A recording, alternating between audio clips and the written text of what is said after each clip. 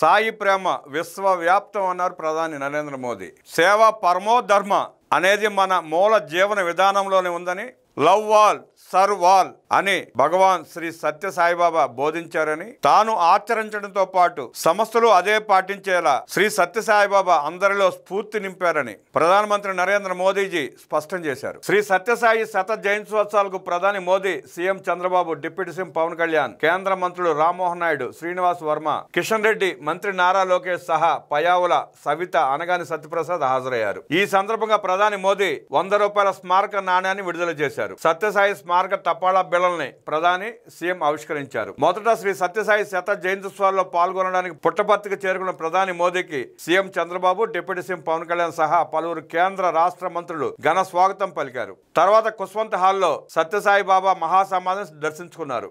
ఈ సందర్భంగా hill view స్టేడియంలో నిర్వహించిన శత జయంతి ఉత్సవాల్లో ప్రధాని మోదీ పాల్గొన్నారు. సత్యసాయి మన మధ్య భౌతికంగా లేనప్పటికీ ఆయన స్థాపించిన సంస్థలు గ్రామీణాభివృద్ధి, ప్రజలకు వైద్యం లాంటి సేవలను అందిస్తున్నాయి. శ్రీ సత్యసాయి శత జయంతి ఉత్సవాలు జరుపుకోవడం మనకు వరం. బాబా పాటించిన ప్రేమ, సేవా భావన ప్రపంచవ్యాప్తంగా కోట్ల మందిని ప్రభావితం చేస్తోంది. బాబా జీవితమే వసుదైక కుటుంబం అనే భావనతో ఉండేది. మన భారతీయుల జీవన విధానమే సేవ, భక్తి, జ్ఞానం. కోట్ల మంది బాబా భక్తులు దేశవ్యాప్తంగా మానవ సేవే మాధవ సేవ అని భావించి సేవలు అందిస్తున్నారు. దేశవ్యాప్తంగా ఎక్కడ ప్రకృతి వైపరీత్యం వచ్చినా శ్రీ సత్యసాయి సేవాదళ సభ్యులు ప్రజలకు సేవలు అందిస్తున్నారు. భుజ్ భూకంపం సమయంలో సేవాదళ్ చేసిన సేవలు నాకు బాగా గుర్తు. 3000 కిలోమీటర్లకు పైగా తాగునీటి పైపులను ఏర్పాటు చేసి ప్రజలకు దాహార్తి తీర్చారు. వైద్యం ఉచితంగా అందిస్తున్న సంస్థలను బాబా నిర్మించారు. సుకన్య సమృద్ధి యోజన కోసం వేల మంది బాలికలకు ఆర్థిక సాయం అందిస్తోంది ట్రస్ట్. దేశవ్యాప్తంగా ప్రస్తుతం 4 కోట్లకు పైగా సుకన్య సమృద్ధి యోజన ఖాతాలు ఉన్నాయి. 3,25,000 కోట్ల రూపాయలకు పైగా నిధులు ఈ ఖాతాలో ఉన్నాయి. వారణాసి ఎంపీగా అక్కడ 27,000 మంది బాలికలకు సుకన్య సమృద్ధి యోజన కింద నిధులు జమ చేయించాను. సోషల్ సెక్యూరిటీ కవరేజ్ కోసం దేశంలో చాలా పథకాలను ప్రారంభించాం.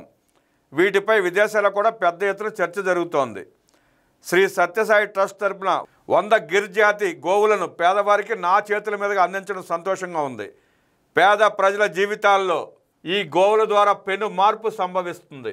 రాష్ట్రీయ గోకుల్ మిషన్లో భాగంగా వారణాసిలో 480కి పైగా గిరిజాతి ఆవులను పేదవారికి అందించాం.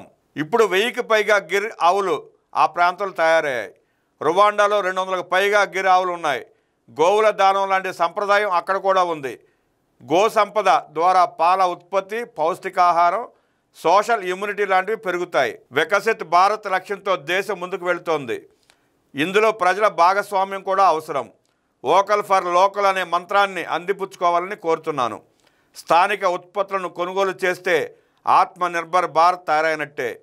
శ్రీ భగవాన్ సత్యసాయి ప్రేరణతో అంతా కలిసి పనిచేద్దాం. ప్రతి వ్యక్తి ఆలోచనలో కరుణ, శాంతి, కర్మ అనే విధానాల ద్వారా ముందుకు వెళ్లాలని ప్రధాని మోదీ సూచించారు.